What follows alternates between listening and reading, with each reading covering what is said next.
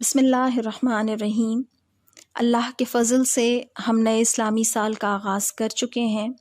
اور اسلامی سال ماہ محرم سے شروع ہوتا ہے۔ اس مہینے میں ایک ایسا تاریخی اور انقلابی سانحہ پیش آیا تھا جس کی یاد ہر سال مسلمانوں کو یہ سبق دیتی ہے کہ اصل زندگی اللہ کی راہ میں اپنا سب کچھ قربان کر دینا ہے۔ یہی شہادت امام حسین رضی اللہ عنہ کا پیغام ہے۔ دراصل زندگی کا راز ہی یہ ہے کہ قوم مسلسل جدوجہد، قربانی اور راہ حق پر جمنے اور آگے بڑھنے کے لیے تیار رہے۔ کربلا کی داستان بھی ہمیں یہی سبق دیتی ہے کہ اسلام اور ملت اسلامیہ کی زندگی باطل کے مقابلے پر جمنے اور حق کے لیے جان عزیز کی شہادت دینے میں مثمر ہے۔ اسلام زندہ ہوتا ہے ہر کربلا کے بعد۔ ہم واقعات کی تفصیل میں جائے بغیر شہادت امام حسین رضی اللہ عنہ کا مقصد سمجھنے کی کوشش کرتے ہیں۔ یہ شہادت ایک عظیم مقصد کے لیے تھی۔ ان کی قربانی تو خود اس بات کا ثبوت ہے کہ وہ اس مقصد کو جان سے بڑھ کر عزیز رکھتے تھے۔ اب ہمیں دیکھنا یہ ہے کہ وہ کیا مقصد تھا۔ امام عالی مقام کی نگاہیں اس وقت مسلم معاشرے اور اسلامی ریاست کی روح اور اس کے مزاج اور اس کے نظام میں کسی بڑی تبدیلی کے آثار دیکھ رہی تھیں جس کو روکنے کے لیے جدوجہد کرنا ضروری تھا۔ وہ تبدیلی کیا تھی؟ ظاہر ہے کہ لوگوں نے اپنا دین نہیں بدل دیا تھا۔ ہم کب کی بات کر رہے ہیں؟ ہم یہ 60 ہجری کے آخر کی بات کر رہے ہیں، کیونکہ 61 ہجری یا 61 ہجری کے بالکل آغاز میں 10 تاریخ کو حضرت امام حسین رضی اللہ عنہ کی شہادت ہوئی تھی۔ تو لوگوں نے اپنا دین نہیں بدلا تھا۔ حکمرانوں سمیت سب لوگ اللہ پر ایمان رکھتے تھے، اللہ کے نبی صلی اللہ علیہ وسلم پر ایمان رکھتے تھے، قرآن کو مانتے تھے۔ مملکت کا قانون بھی نہیں بدلا تھا۔ اصل تبدیلی کیا تھی کہ خلافت راشدہ کے بعد یا چاروں خلفائے راشدین کے بعد حضرت امیر معاویہ نے اپنے دور حکومت میں اپنے بیٹے یزید کو ولی عہد نامزد کیا، اور پھر اس کی تخت نشینی سے دراصل جس خرابی کی ابتدا ہو رہی تھی وہ اسلامی ریاست کے دستور یا اس کے مقصد کی تبدیلی تھی۔ اس تبدیلی کے پورے نتائج اگرچہ اس وقت سامنے نہ آئے تھے، لیکن ایک صاحب نظر آدمی گاڑی کا رخ تبدیل ہوتے ہی یہ جان سکتا ہے کہ اب اس کا راستہ بدل رہا ہے۔ دیکھیے، حضرت امام حسین رضی اللہ عنہ نے اللہ کے نبی صلی اللہ علیہ وآلہ وسلم، سیدہ فاطمہ رضی اللہ عنہا اور حضرت علی رضی اللہ عنہ کی آغوش میں تربیت پائی تھی، اور صحابہ کی بہترین سوسائٹی میں عمر کی منزلیں طے کی تھیں، خلافت راشدہ دیکھی تھی، اور وہ اس انحراف یا یہ جو ٹرن ہو رہا تھا مقصد، اس کو دیکھتے ہی اس گاڑی کو نئی لائن پر جانے سے روکنے کے لیے کھڑے ہو گئے۔ کچھ باتوں کو ابتدا سے ذہن میں رکھیے گا۔ دیکھیں، جو اسلامی ریاست ہے نا، اس کی اولین خصوصیت یہ تھی اور یہ ہونی چاہیے کہ ملک اللہ کا ہے، ملک کی عوام اللہ کی رعیت ہیں، اور حکومت اس رعیت کے معاملے میں اللہ کے سامنے جواب دہ ہے۔ حکومت اس رعیت کی مالک نہیں ہے اور رعیت اس کی غلام نہیں ہے۔ حکمرانوں کا کام سب سے پہلے اپنی گردن میں خدا کی بندگی کا جو پٹا ہے وہ ڈالنا ہے، اور پھر یہ ان کی ذمہ داری ہے کہ خدا کی رعیت پر اس کا قانون نافذ کریں۔ لیکن یزید کی ولی عہدی سے کیا ہوا تھا کہ انسانی بادشاہت کا مسلمانوں میں آغاز ہوا، یعنی خدا کی بادشاہی کا تصور صرف زبانی اعتراف تک محدود ہونا شروع ہو گیا، ٹھیک ہے، اور بادشاہت وہ اس کا ایک اپنا مزاج ہے کہ ملک بادشاہ کا ہے اور شاہی خاندان کا ہے، اور وہ رعیت کی جان، مال، آبرو، ہر چیز کا مالک ہے، ٹھیک ہے۔ تو مختصراً ہم چونکہ بات کر رہے ہیں تو ہم یہ دیکھتے ہیں کہ حضرت امام حسین رضی اللہ عنہ کا موقف کیا تھا کہ انہوں نے بادشاہت کا راستہ روکنے اور خلافت کو زندہ رکھنے کے لیے آواز بلند کی تھی، اور اسلام نے انسانیت کو بادشاہت یا ملوکیت کا نظام نہیں دیا بلکہ خلافت کا نظام دیا ہے۔ اور اسلام کی جو روح ہے وہ ڈکٹیٹرشپ یا آمرانہ فیصلوں کے مقابلے میں مشاورت کا نہ صرف تقاضا کرتی ہے بلکہ اسے اسلامی ریاست کا جو ایک بنیادی تشخص ہے وہ قرار دیتی ہے۔ اب آپ دیکھیے کہ نبی کریم صلی اللہ علیہ وسلم تو اللہ کے نبی تھے، اور نبی انسانوں کے مقرر کردہ نہیں ہوتے، انہیں اللہ تعالیٰ خود اس مقام پر فائز فرماتا ہے، اور آپ صلی اللہ علیہ وسلم نے واضح طور پر ارشاد فرما دیا کہ آپ پر سلسلہ انبیاء مکمل ہو چکا ہے، اب کوئی نبی نہیں آئے گا۔ اور آپ صلی اللہ علیہ وسلم کے ارشاد کے مطابق دور نبوت کے بعد خلافت کا دور تھا، ٹھیک ہے، جو نبوت کے طریقے پر ہوگی، اور خلیفہ کا تقرر اس کی اہلیت، اس کی صلاحیت، اس کی صالحیت، اس کے علم، اس کے تقوی کی بنیاد پر امت کو کرنا ہوتا ہے، ٹھیک ہے۔ اب آپ دیکھیے کہ نبی کریم صلی اللہ علیہ وسلم کے وصال کے بعد آپ صلی اللہ علیہ وسلم کے جانشین کا تقرر ایک اہم اور فوری نوعیت کا مسئلہ تھا، اسی وجہ سے صحابہ نے کسی تاخیر کے بغیر فوری طور پر اس کو حل کرنے کی طرف توجہ دی، اور قرآن و سنت کی تعلیمات کی روشنی میں صحابہ نے مشورے سے آپ صلی اللہ علیہ وسلم کے جانشین کا فیصلہ کیا، اور پوری جماعت صحابہ کا اس پر اتفاق تھا کہ حضرت ابوبکر صدیق رضی اللہ عنہ کے ہاتھ پر بیعت کی جائے۔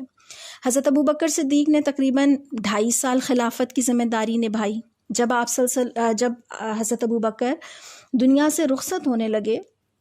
تو مرض الموت میں انہوں نے اہل شورا کو طلب کیا اور اپنے جانشین کے نام تجویز کرنے کی بات کی، اور یہ شورا کے جو سب ارکان تھے یہ بلند مرتبت صحابہ تھے، ٹھیک ہے۔ اور وہاں پر پھر مشورے سے آپ کو معلوم ہے کہ حضرت عمر فاروق رضی اللہ عنہ جو ہیں وہ خلیفہ مقرر ہوئے۔ پھر حضرت عمر کا آپ کو معلوم ہے کہ 10 سالہ دور میں جو خلافت تھی، نہایت قابل قدر کارنامے سر انجام دیے، پھر ایک قاتلانہ حملے میں شدید زخمی ہوئے،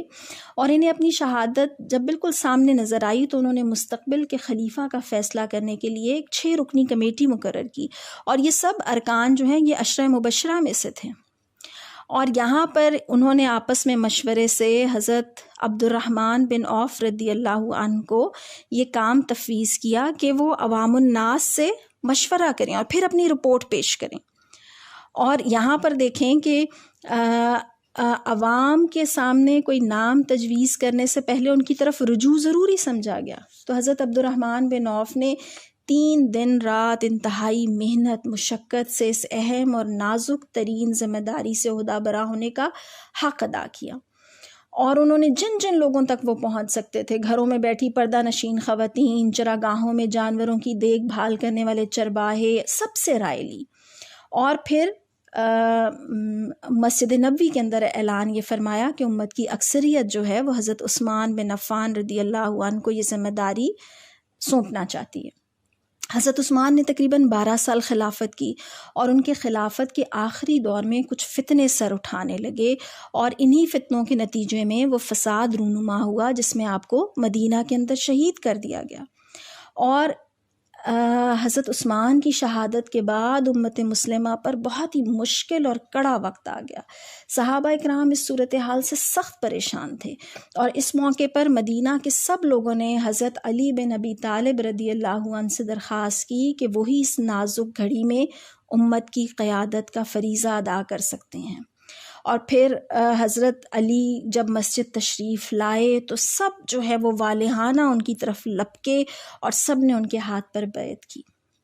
اور پھر آپ کو معلوم ہے کہ حضرت علی رضی اللہ عنہ نے تقریباً 4.25 سال تک حکومت کی، اور پھر ان کی بھی شہادت ہوئی، اور ان کی شہادت کے بعد ان کے بیٹے حضرت حسن رضی اللہ عنہ کی بیعت کی، لیکن چونکہ امت میں انتشار آ چکا تھا، اور حضرت امیر معاویہ جو شام کے گورنر تھے انہوں نے بھی جو ہے وہ اپنی حکومت کا اعلان کر دیا تھا، تو پھر حضرت حسن جو ہیں وہ اس سے الگ ہو گئے تھے، اور انہوں نے حضرت معاویہ بن ابی سفیان کے ساتھ مصالحت کر لی اور ان کی بیعت کر لی۔ تو نبی کریم صلی اللہ علیہ وسلم نے ایک حدیث میں فرمایا کہ میری امت میں خلافت 30 سال تک رہے گی، پھر ملوکیت کا دور شروع ہو جائے گا، ٹھیک ہے۔ تو یہ 30 سال یہاں پورے ہوتے ہیں، اور نبی صلی اللہ علیہ وسلم کی ارشاد کے مطابق پھر ملوکیت کا دور شروع ہوا۔ اور دیکھیے کہ یزید کو جب نامزد کیا گیا تو یزید کو حکمران تسلیم کرنے سے انکار کرنے والوں کی فہرست میں صحابہ کی تعداد جو نام ہے وہ بڑی تعداد میں آتے ہیں، ٹھیک ہے، انہوں نے اس کا انکار کیا اور پورے عالم اسلام میں اس کو قبول نہیں کیا گیا، مخالفت جو ہے وہ وہاں پر جاری رہی۔ لیکن حضرت امام حسین نے جو ہے وہ پوری جرت ایمانی کے ساتھ یہ فرمایا کہ اللہ کی قسم میں سر تو کٹوا سکتا ہوں مگر زبردستی مجھ سے بیعت نہیں لی جا سکتی۔ اور پھر وہ مرحلہ تاریخ کے ہم جو ساری آپ یقیناً وہ سب جانتے ہوں گے، جو سفر تھا اور جو سارے بہت دلدوز قسم کے واقعات تھے کہ حضرت حسین بن علی رضی اللہ عنہ اور ان کے ساتھیوں نے ایک بڑی قربانی پیش کی، اور ان کا مقصد کیا تھا کہ آمریت کا انکار، انسانی بادشاہت کا انکار، اسلامی دستور میں جو خلافت ہے اور جو شورائیت ہے اس کا تحفظ تھا۔ حضرت حسین کے ساتھی ایک ایک کر کے شہید ہوتے گئے، آخر میں آپ تنہا رہ گئے، پانی تک رسائی ممکن نہیں تھی، گرمی کی حدت اور جنگ کی شدت اور اس لمحے کی سختی اور دل دہلا دینے والا منظر، اس سب کے باوجود سیدنا حسین بن علی کا جو پایہ استقلال تھا اس میں کوئی لغزش نہیں آئی۔ تو حیرت ہوتی ہے کبھی کبھی جب آج بھی لوگ یہ کہتے ہیں کہ اسلام کا سیاست کے ساتھ کوئی تعلق نہیں، حالانکہ تاریخ اسلامی کا اتنا بڑا واقعہ ہمیں یہ بتاتا ہے کہ یہ قربانی تو تھی ہی اسلامی حکومت کو صحیح رخ پر رکھنے کے لیے، کہ یہ جو جنت میں نوجوانوں کے سردار نے جو جدوجہد کی وہ کیا تھی کہ نظام حکومت اصل مزاج سے ہٹایا جا رہا تھا، خرابی کا آغاز ہو رہا تھا، اور بعد کے دور نے یہ ثابت کیا کہ حضرت حسین رضی اللہ عنہ کے اندیشے درست تھے، ٹھیک ہے۔ تو ہم یہاں پر کیا سمجھنے کی کوشش کر رہے ہیں کہ اسلام کا جو نظام خلافت ہے وہ اتنا قیمتی اثاثہ ہے کہ اس کے لیے بڑی سے بڑی قربانی دی جا سکتی ہے، اور آمریت کا، بادشاہت کا، ظلم کا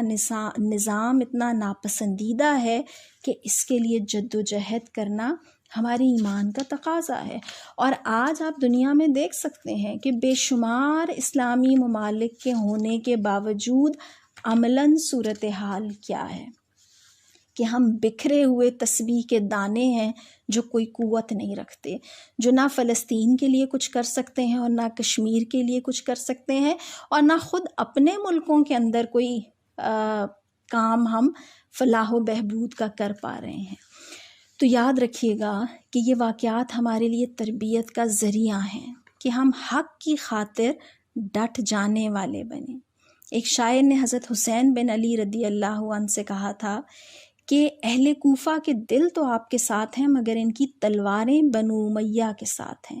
کچھ ایسا ہی معاملہ آج کل اس زوال پذیر امت میں نظر آتا ہے کہ لوگ تعریف تو حسین رضی اللہ عنہ کی کرتے ہیں، وابستگی اور محبت کے دعوے بھی ان کے ساتھ کرتے ہیں، لیکن ساتھ کس کا دیتے ہیں؟ ایک مومن کی شان تو یہ ہونی چاہیے کہ وہ باطل کے مقابلے میں حق پر ڈٹ جائے۔ ایک آخری بات جو مختصراً آپ کے سامنے بیان کرنا چاہ رہی تھی